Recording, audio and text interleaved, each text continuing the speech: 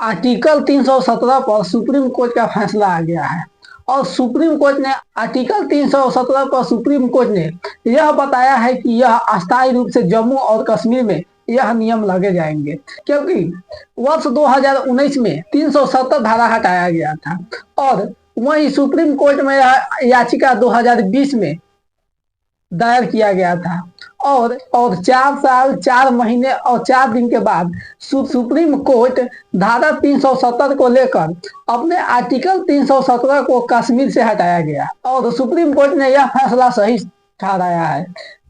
और supreme court ने यह भी कहा है कि धारा 370 जो हटाया गया है वह अस्थायी रूप से पहले था, लेकिन सुप्रीम कोर्ट के फैसले के बाद यह अस्थायी रूप से कर दिया गया है।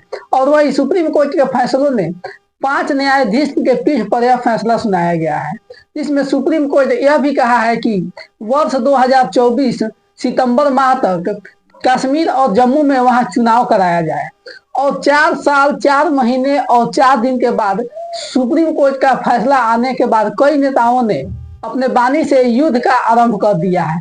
वहीं पहले प्रियंका गांधी ने यह कहा था कि धारा 300 हटने के बाद भारत स्वतंत्र रूप से सुरक्षित नहीं है और धारा 317 जम्मू और कश्मीर में रहने पर ही भारत पूरी तरह सुरक्षित है। वहीं कश्मीर के नेता अब्दुल फारूकी ने यह भी कहा था कि जनता और भारत के लोगों के लिए यह फैसला सही नहीं है, क्योंकि धारा 370 जो लगाया गया था उस कश्मीर के निवासी और कश्मीर के लोगों का भी अधिकार है। इसके अलावा कोई भी लोग जम्मू और कश्मीर पर अपना अधिकार नहीं जमा सकते हैं। वैसे ने सरकार को लेकर मजाक उड़ा रहे थे और वह कहा था कि यह संभव ही नहीं है कि कश्मीर से 370 धारा हटा दिया जाए, चाहे कोई प्रधानमंत्री 3 या 4 बार बन जाए, लेकिन कश्मीर से धारा 317 नहीं हटाया जाएगा।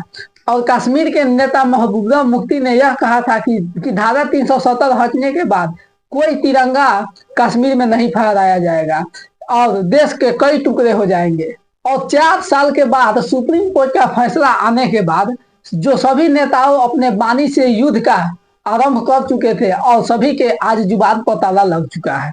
और वहां यह देखना है कि धारा 300 पूरी तरह हटने के बाद जो अस्थायी व्यवस्था है और भारत देश में कश्मीर और जम्मू को विलीन कर दिया गया है, वहां के कश्मीर और जम्मू के लोगों को यह देखना है कि उनका प्रतिक्रिया क्या आता है।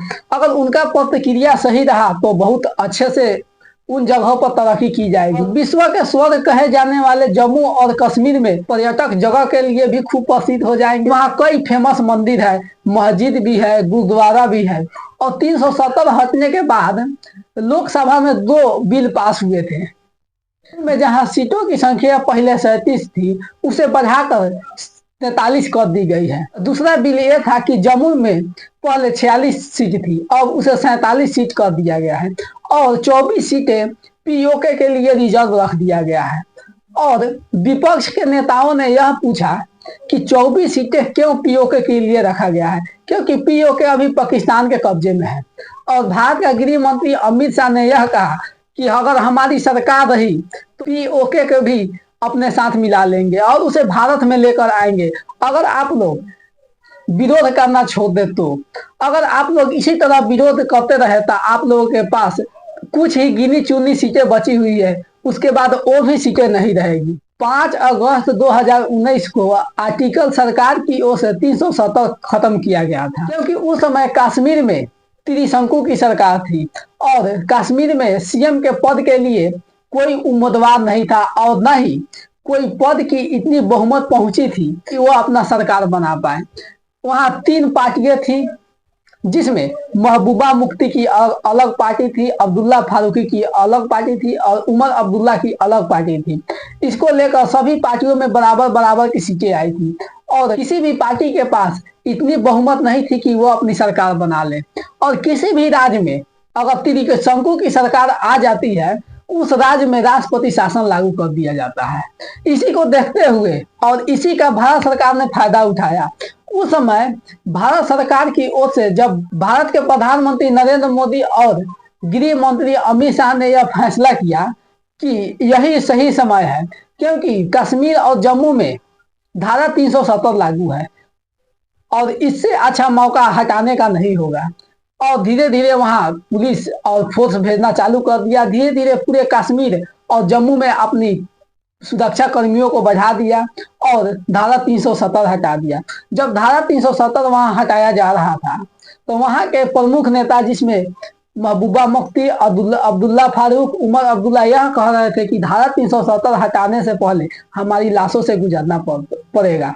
और इन सभी के गंदी जुबान के चलते उन्हें उसे अपने ही घर में नजरबंद कर दिया गया था, क्योंकि वहां कोई दंगा और कोई अपवाद जैसी घटनाएं ना हो, कोई इंटरनेट और अपनी जुबान के माध्यम से अहिंसा न फैलाए। इसी के देखते हुए वहां के नेताओं को नजरबंद कर दिया गया था।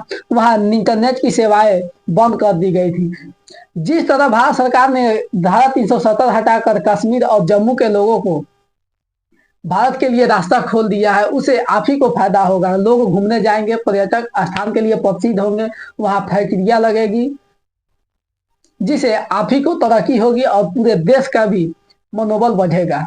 और 2019 में धारा 370 हटाने के बाद 2020 में कोर्ट में धारा 370 के खिलाफ याचिका दर्ज कराई गई थी, जिसमें 22 याचिकाएं दर्ज की गई थी। 5 मार्च 2022 को यह कोर्ट के पास आया था, जिसमें 5 जजों की समिति बैठक बुलाई गई थी। और वही 5 जज जो अभी धारा 370 को अस्थायी बताया है, वही 5 जज थे जो इन फैसलों की सुनवाई की थी।